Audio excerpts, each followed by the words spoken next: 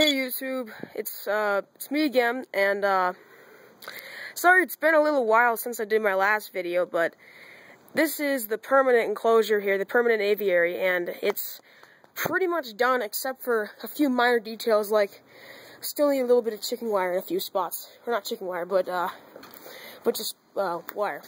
And as you can see, it's pretty deluxe. We really got a lot into it, and on the top here we've got this corrugated PVC clear stuff. It's really great. It lets some light in, and it also holds heat, I think, pretty well. And sides, of course, are this mesh. I think it's about 1/2-inch mesh.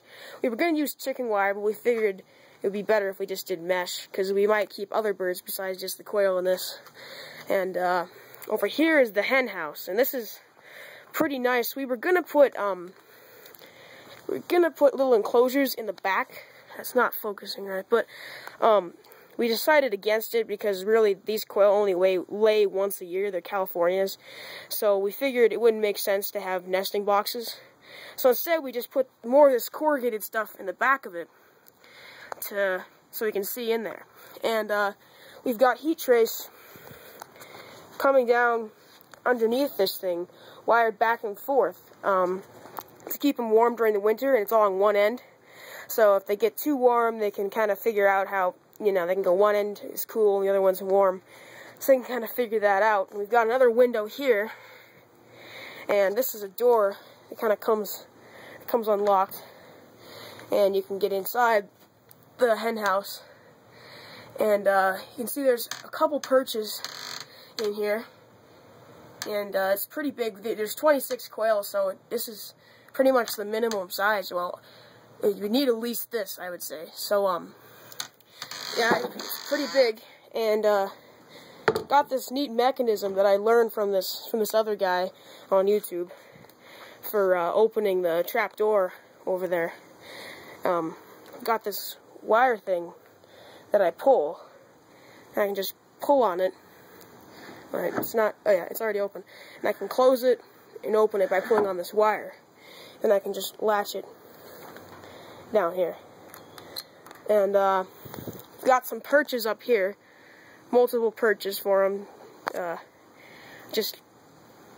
think about, I don't know, 3/4 inch perches all around. And we've got this ramp leading up into the enclosure. And we got dirt over here for dusting. Got this branch on the ground here for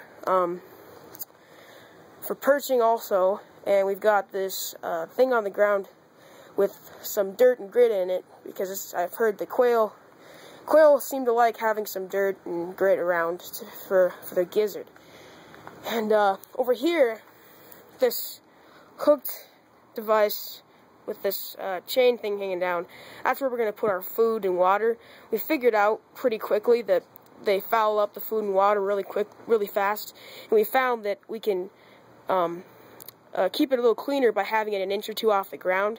So we have it so it can hang from there, and we'll feed them in the hen house during the winter if it gets really cold. And we'll just, I think we're going to have a feeder in there. We haven't done that quite yet. And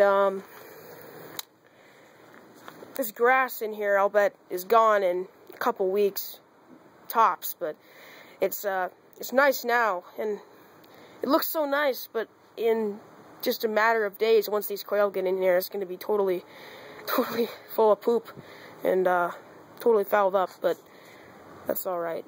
It's quite the contraption here. And we'll go inside now. And by the way, the quail are still in their temporary one. We haven't moved them over yet. We got this lock on it.